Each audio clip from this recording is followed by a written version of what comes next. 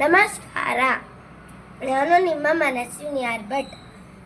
ಕೇಂದ್ರೀಯ ವಿದ್ಯಾಲಯ ಬಳ್ಳಾರಿ 2ನೇ ತರಗತಿಯಲ್ಲಿ ಓದುತ್ತಿದ್ದೇನೆ. ತಮಗೆಲ್ಲರಿಗೂ ಸ್ವಾತಂತ್ರ್ಯದ ದಿನಾಚರಣೆಯ ಹಾರ್ದಿಕ ಶುಭಾಶಯಗಳು. ನಮ್ಮ ದೇಶ ಭಾರತ. ನಾವು ಭಾರತೀಯರು.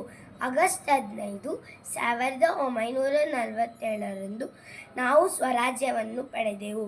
ಸ್ವಾತಂತ್ರ್ಯದ ಹೋರಾಟದಲ್ಲಿ ಪ್ರಧಾನ ಮುಖಂಡರು ಗಾಂಧೀಜಿಯವರು, ಅವರ ಬೆಂಬಲಕ್ಕೆ ತಿಲಕರು, ಗೋಖಲೆ ಅವರು, ಕ್ಯಾಪ್ಟನ್ ಲಕ್ಷ್ಮಿ, ಸರೋಜಿನಿ ನಾಯ್ಡು ಮುಂತಾದ ಅನೇಕ ದೇಶ ಪ್ರೇಮಿಗಳಿದ್ದರು. ಬ್ರಿಟಿಷರಿಂದ ನಾವು ಸ್ವಾತಂತ್ರ್ಯವನ್ನು ಗಳಿಸಿ ಧನ್ಯರಾದೆವು. ಎಷ್ಟೋ ಮಂದಿ ದೇಶಭಕ್ತರು ತಮ್ಮ ಪ್ರಾಣಾರ್ಪಣೆಯನ್ನು ಮಾಡಿದರು.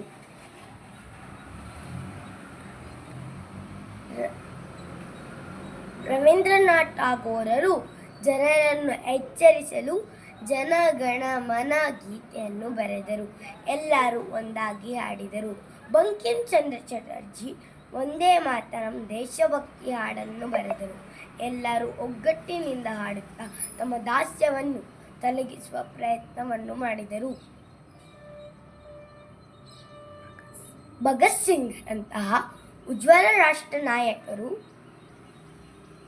ಸ್ವಾತಂತ್ರ್ಯಕ್ಕಾಗಿ ತಮ್ಮ ಪ್ರಾಣಾರ್ಪಣೆಯನ್ನು ಮಾಡಿದರು. ವಿದೇಶಿ ವಸ್ತುಗಳನ್ನು ಸುಟ್ಟು ಹಾಕಿದರು. ದೇಶಕ್ಕಾಗಿ ದೇಹ, ದೇಶಕ್ಕಾಗಿ ದೇಹ, ದೇಹಕ್ಕಾಗಿ ದೇಶವಲ್ಲ, ದೇಶಕ್ಕಾಗಿ ದೇಹ, ದೇಹಕ್ಕಾಗಿ ದೇಶವಲ್ಲ ಎಂಬುದನ್ನು ಸಾಧಿಸಿದರು.